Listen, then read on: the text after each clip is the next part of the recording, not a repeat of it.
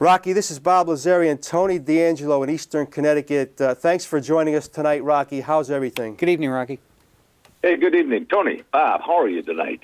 We're doing well, Rocky. Wonderful. Again, Thank you, sir. it's an honor to have you on the show. I have to tell you, first and foremost, on a personal note, my father had passed away this past June.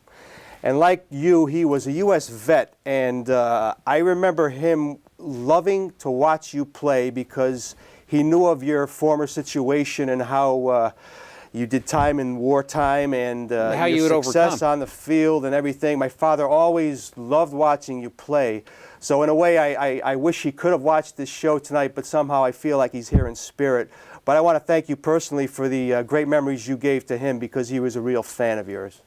Well, hey, Bob, thanks very much, and I'm sorry for your loss. And it's always tough to, to lose a parent, no matter when, how, what the circumstances are. And so, I do appreciate the fact that that at least had some impact in his life. And for us who had lived through that period of time, like your dad, Mm-hmm. it was kind of a different. It was a different conflict than we had today.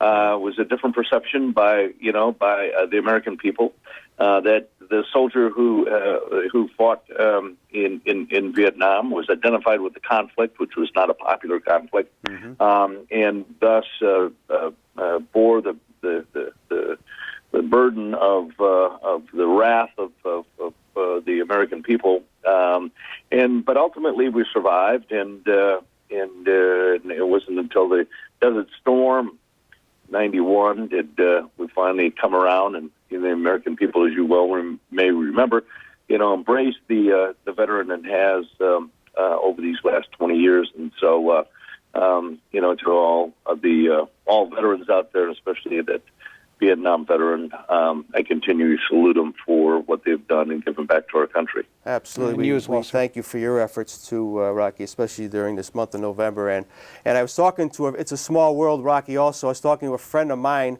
and I told him you were going to come on the show, and he said, "Well, Rocky's actually a friend of a friend. He has a friend, Tom Weir, who was a Notre Dame class of 1968," and he said, obviously.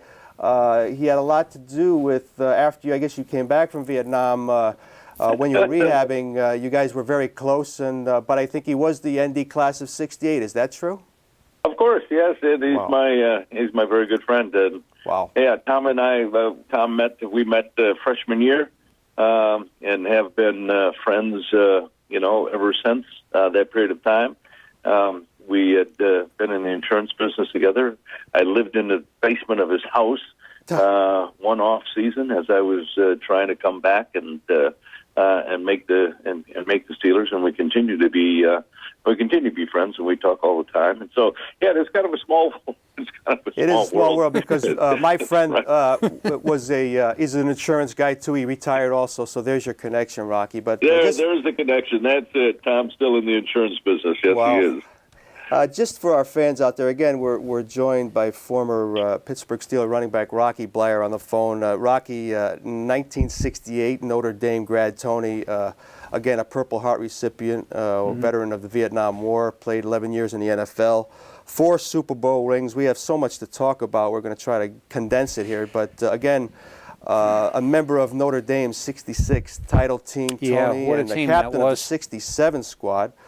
We just have so many things we could talk about, Rocky. But first of all, I'll go back to your high school days. You're an all-state running back in Wisconsin here, and a multi-sports star. Your decision to go to Notre Dame and play under Parsegian, who was a new coach at the time, basically, was that an easy decision for you at the time? Well, it was a decision that I shouldn't say easy or making the right decision. And you kind of had to understand the times, or at least maybe from my perspective, which was that, one, let us just say this: neither of my parents had gone to college, mm-hmm. so there wasn't a big affinity to a specific school I should go to or not, So being in Wisconsin, I felt a responsibility to visit the University of Wisconsin, but I had a great recruiter, or I think, anyway, that made a difference. A recruiter that came up from Notre Dame. He was an assistant coach was a holdover from the previous coaching staff, and he had covered Wisconsin. And it was one of those guys, and he was a person that I don't know, I at least identified with or liked him. And he gave me a piece of advice, and he said, "Listen, every place you're going to go to, every school is going to roll out a red carpet, and so every visit, is going to be blinded by the good times that they show you. And so by the time you come and have to make the decision, how do you decide where to go?" And so he said, why don't you just decide to go to 3 schools that you want to go to, 3 schools that you would like to graduate from, and whether you play sports there or not. And I thought it just made sense. I didn't necessarily want to go to the University of Minnesota or Michigan or Michigan State. There was no reasons why. And so, obviously, Notre Dame was one, gone to, Catholic grade school and high school. And so, because of him as a recruiter, Wisconsin, as I said, because I was in the state. And then we had a family friend that would come into the bar, who had gone to Boston College, and he said, I can get Rock an interview at Boston. So I thought, okay, fine. So I went out to Boston, went to Notre Dame first, then went down to the University of Wisconsin, and then went out to Boston. Oh, and really liked Boston. Oh, not necessarily Boston College.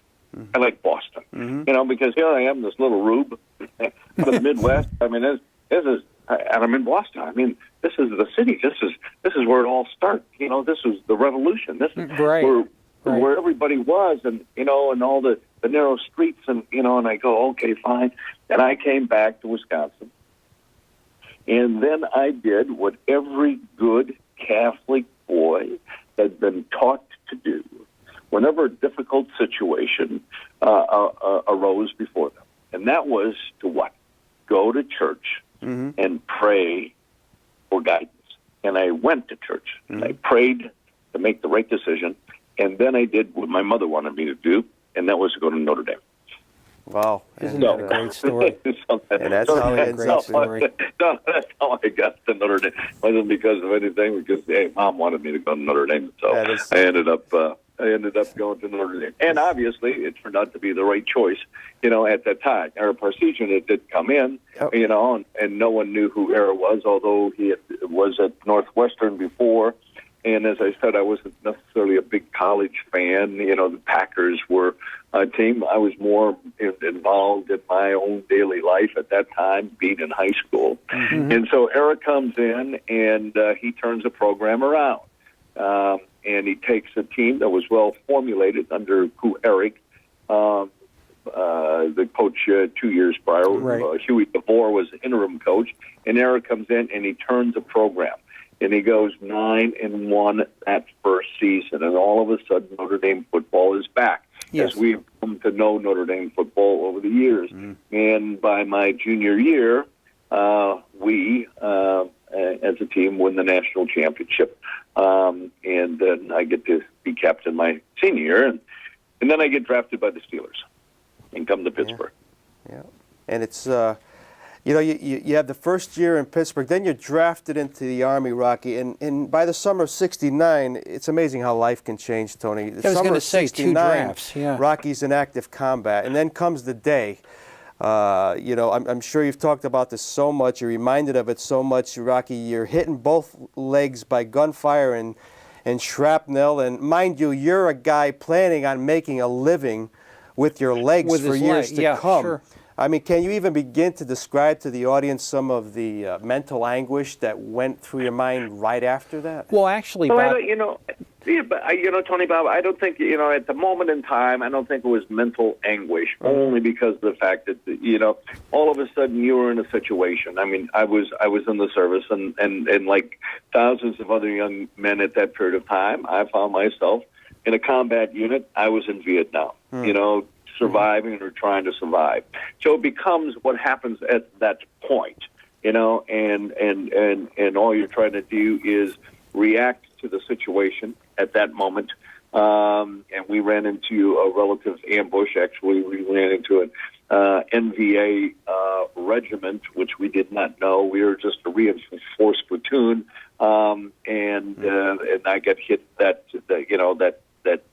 twice the same day. We lost 4 men that day in the field and multiple wounded and in a firefight. So, basic instinct is to survive. Basic instinct is, Right. hopefully to get out of that situation and so on. Only later do you assess the situation and try to take stock and say, okay, fine, how badly am I hurt?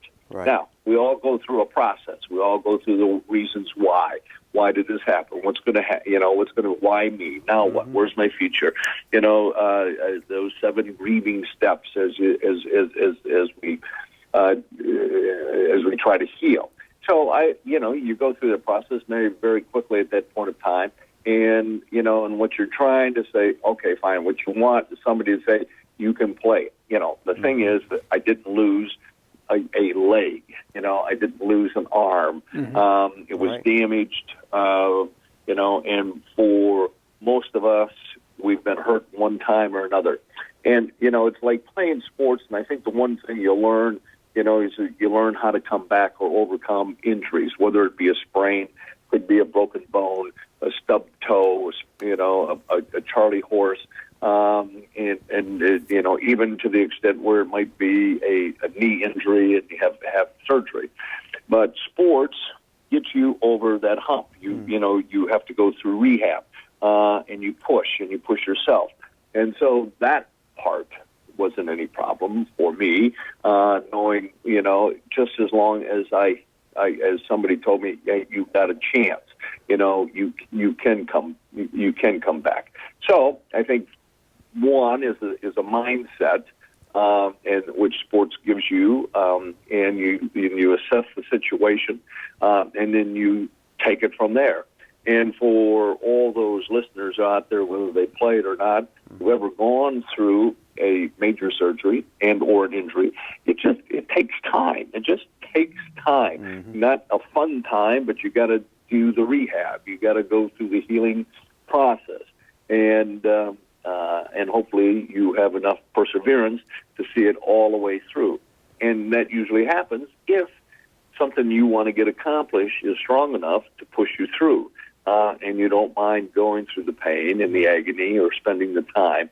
And so basically that's what had taken place. Now, playing with the Steelers, you had a family. You had a family that cared. And so they gave me a chance. They bought me a year when I came back and got out of the service. And they put me on injured reserve, and I had another operation during that period of time. And that was in 1970. And in 71, I made the taxi squad. So they bought me 2 years, basically, 2 years of improvement. And so that they could see how badly I want it, how much time and effort I put in, and the improvement that had been made. And so in 1972, I had to come back and make the team.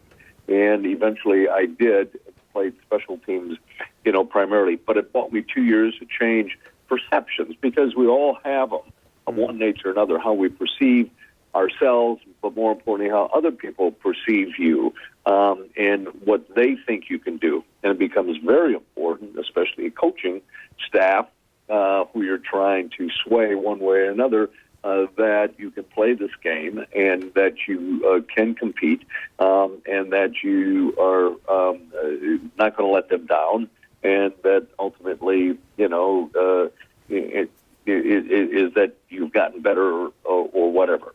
So that was kind of, some organizations would have just said, all right, fine, move on. And good luck, and thanks for your efforts. But they basically bought me 2 years. Very supportive of the Rooney family, and again, folks on the phone with us, Rocky Bleier, former Steeler running back and U.S. veteran, and as we talk to Rocky, we have a collage of pictures of his playing days and post-playing days we're going to show our viewers. But Tony, question for Rocky. And Rocky, good evening. This is such an honor to be with you tonight, and you bring up Mr. Rooney. and the fact that I was watching last night the television movie that was made of your wife, and Art Carney had played Art Rooney, and my impressions of actually Art Rooney as a lad was my brother, when he was 16 years old, had applied to be the head coach of the Pittsburgh Steelers, and Art Rooney wrote him back a handwritten 3-page letter saying, "Stay in school, be nice to your parents, I appreciate it, but you got to focus on the academics." And tell our viewers a little bit about your relationship with Art Rooney and Art Rooney the man. Well, there's a prime example of the kind of person that he was, to be able to take the time, as he had done so many times, but right there, took the time to write a letter. It wasn't as if he lived in today's society where he could, have somebody type up an email and just send it and send it out under his name. That didn't exist. So he had to take the time, to write the letter. It was beautiful, Steeler stationery and everything. Everything. That's right. And those are collector's items. One of the things that he loved to do is that much like we tweet, or text from one's iPhone. He carried postcards with him, and that was kind of his form. And he would, so all of a sudden he might be on the road, or it might be someplace, or he ran into you, or he ran into somebody, or at dinner, or whatever it might be. Really? He would send you a postcard, just a little postcard. It was a 2-cent postcard that they carried. Yeah, I remember. Already printed, stamped. So you just put an address and a little note. Great being with you. Whatever it might be. Boom, and they became treasured. One of the, I think, and I say this, is that over the years, I thought he had a great knack of being able to do it. Is that what people want is just to be noticed. People want a kind of an opportunity of if somebody can help, if somebody takes the time to be able to help, whether it be directions or a kind word or whatever, that's all we're looking for, is that contact on a personal basis. And he was, in all honesty, terrific. Within a matter of time, if you ran into him within a matter of 2 sentences, there was a common bond, either by person or by a city or an experience that had that you both shared, and all of a sudden that became the bond between you. And he was terrific at that. He took time. He understood. He was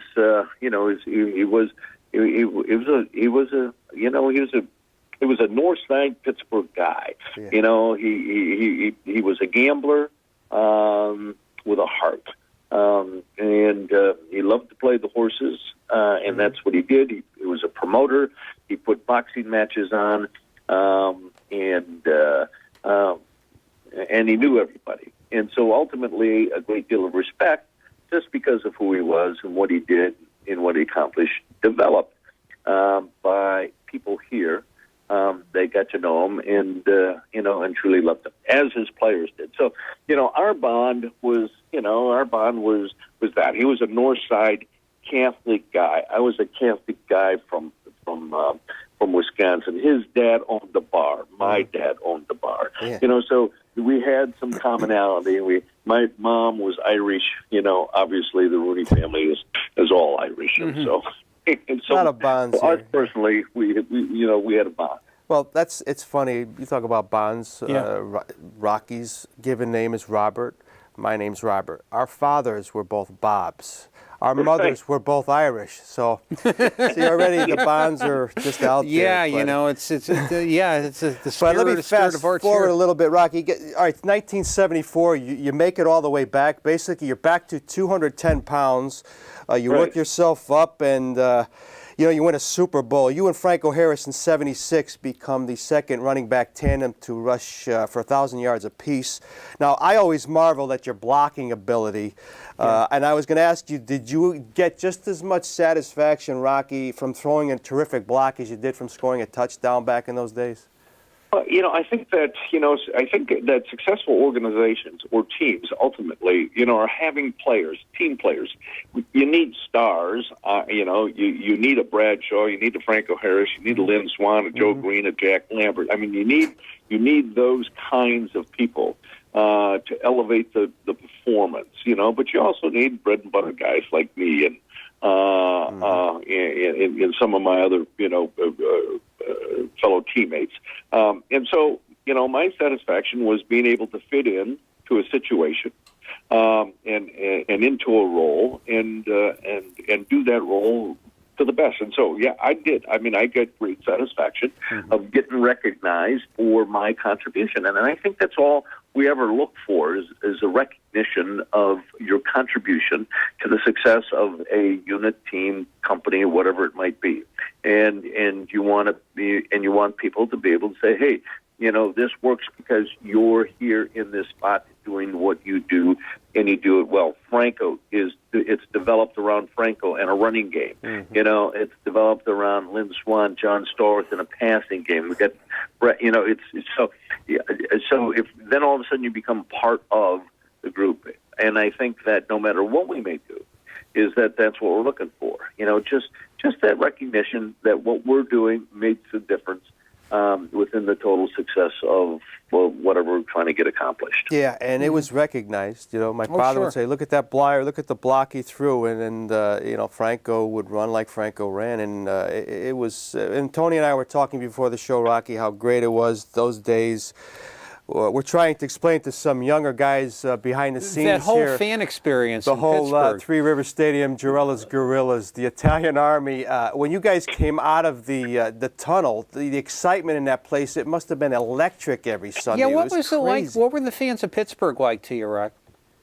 Well, the fans were, and so what you have to understand, and maybe people understand, is that, prior to 1972. Let us just say that. Prior to that, there was 40 years of losing, 40 years of mediocrity, 40 years of the same old Steelers as the league was evolving. And even in that case, there were winners: the Cleveland Browns, the Philadelphia Eagles, the Giants. People who had dominated the game, throughout that. But the Steelers were always a small market team. It'd have a marquee player every now and then. A coach that would come through, always a friend of Mr. Rooney's, of one nature or another. And then Chuck came in, and he turned the program around, and he elevated it to the quality that was expected, and he took that expectation and molded it into a championship by getting the right players and scouting and putting a group together of coaches, one, and then secondly of a philosophy, and then backing it up by players. So he started to build a team with Joe Green, so Joe Green came in 69, Bradshaw, Mel Blount came in 70, Jack Ham in 71, Franco Harris in 72. Then you got Lynn Swan, John Stallworth, Lambert, Webby, all in 1974. All those guys in the Hall of Fame. LC, Spatz, Dwight White. So he started to build that group, from the ground up, and he started to get a belief. So it was terrific. So 1972, things started to pick up, and we started to win. The image, and here's the fact, the image of Pittsburgh was, God, I'm sorry that you're going to Pittsburgh. I'm sorry. Oh, whatever. What did you do wrong that moved to Pittsburgh? Whether it be a job or whether it be playing for the Steelers or their sports team. So it was the image of the city. It was much like Vietnam. Now, let's take it back. It was much like Vietnam. It was the image of the war. Here was the image of the city. It was still darkened, coming out of the 40s and the 50s, and all those scenes that were projected on a national basis. They had to turn the streetlights on at noon because of the steel mills and the smoke that filled it. And so, it was that kind of an image. Tough, hard-nosed Western Pennsylvania guys that came out of here that go on and play in colleges and so on. But the team never had a winner. then we started to win. And in 1972, first time in the history of the franchise that we win the division and got into the playoffs. And then it was in the playoffs that one magical play that took place, that deflected pass that goes down in the annals as one of the all-time great comebacks, the Immaculate Reception. And it turned, it was like, well, rather than losing, we win. You know, we got the pass. We got the win. If Franco picked it up, you know, it was like magic. So now all of a sudden that fan base, okay, so it turned. You know, it was like, wow, there's hope in the air. You know, the future's, I don't care what's going on in the steel mill or the job or the economy. I don't care what people think on a national basis. We got a championship team, and it evolved in 1974, and so we go to the Super Bowl.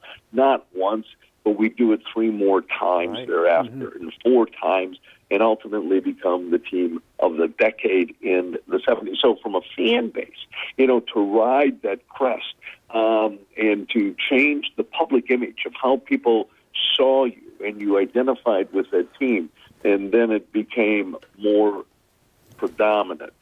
In 1982, which was the creation of the Steeler Nation, in 1982, you take all that success and the winning and the identity with my black and gold Steeler team, and the steel mills crash, and 30,000 people are without jobs in the valleys, and they have to leave, and they leave their area, and they leave Pittsburgh. But what they do not leave is their loyalty, and they do not leave the fact that they're Steeler fans, and they take it with them.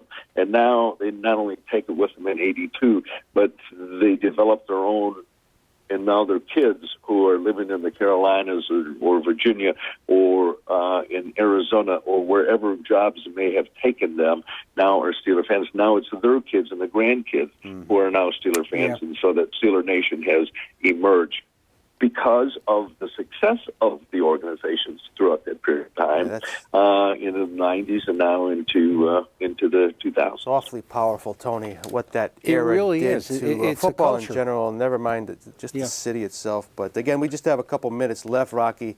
Tony, question. Oh, yeah. Rocky, it's an unbelievable discussion. I'm just so honored to be here. And when you left football, I guess that was the early 1980s, did you have a tough time adjusting to, like, hey, what do I do now? And now you're into motivational speaking and, you know, encouraging others. And kind of tell us how that all came about.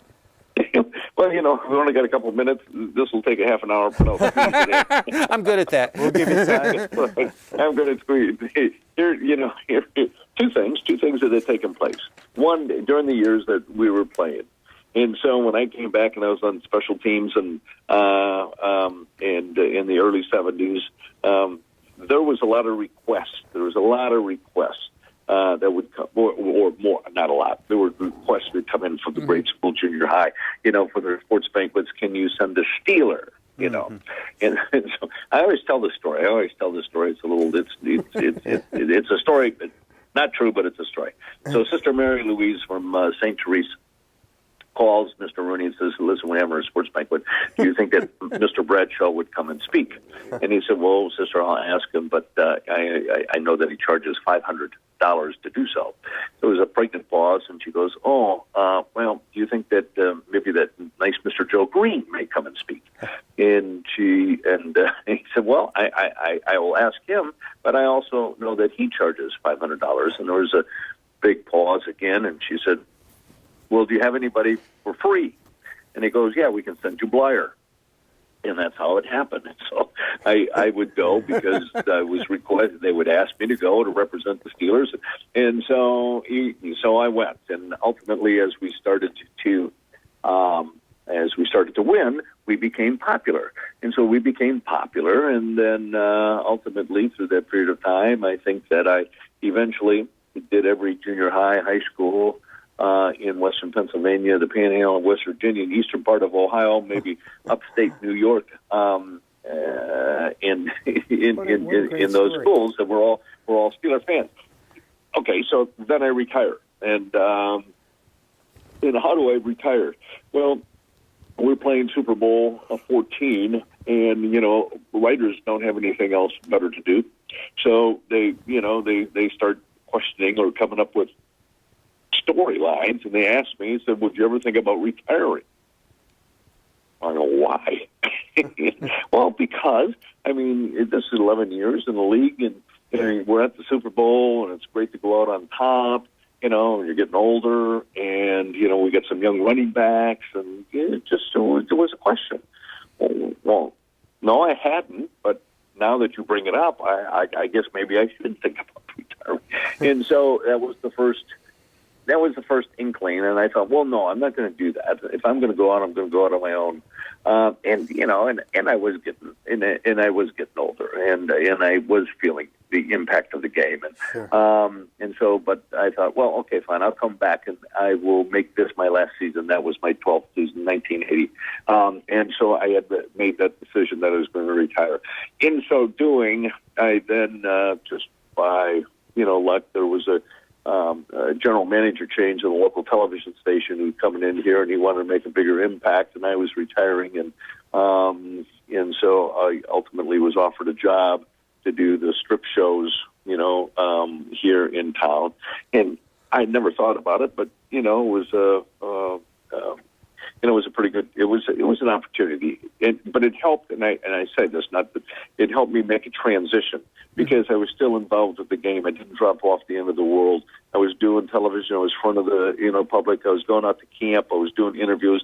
Not that I was any good, but it kept me in the limelight, sure. and or at least to me, fed my ego, and I think that's always important, as we make transitions to do so. And so I did that for 4 years, doing speaking on the side, and then I left that. Found out that I wasn't going to be the next play-by-play guy, only because it's something I didn't want to do, and I found what my weaknesses were, and I couldn't ad lib, and so I thought, well, maybe I should go out and do something else, and so I had hit the speaking circuit, which was something I had done. People called and they asked, so I had done that for the next 30 years, so to speak. Well, it's so that was it. That was it. Not that I'm any good at that either, but people still call. Again, your resume is too extensive to even mention. Again, folks, he's rushed for almost 4,000 yards in his career, for 25 TDs, over 4 yards per carry. And at last count, Rocky, I was counting. I think you played with 9 Hall of Famers in such a short period of time, and even your coach was a Hall of Famer. And I don't think there's an athlete ever born who could say that they play with that many on one team in one organization in such a short period of time.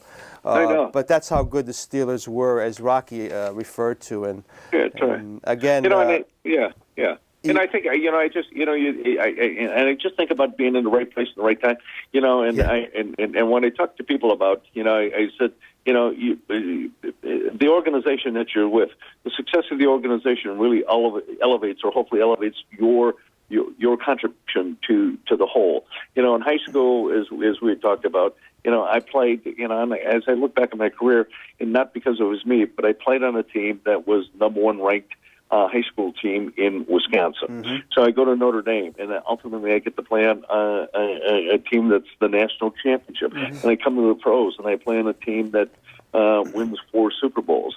So the only common thread is me. That's right. I was going to say. I guess maybe I did make a difference.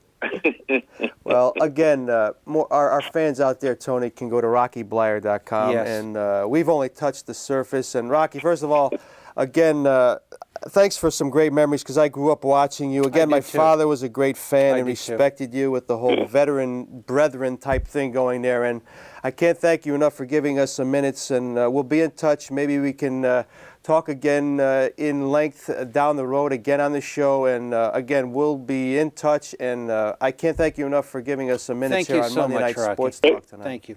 You're welcome, guys. It was a pleasure being on. And Bob, thank you, and Tony. And continue good luck with the show.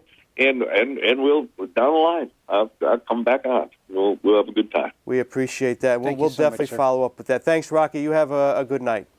Okay, night, thanks. Take care. Bye bye.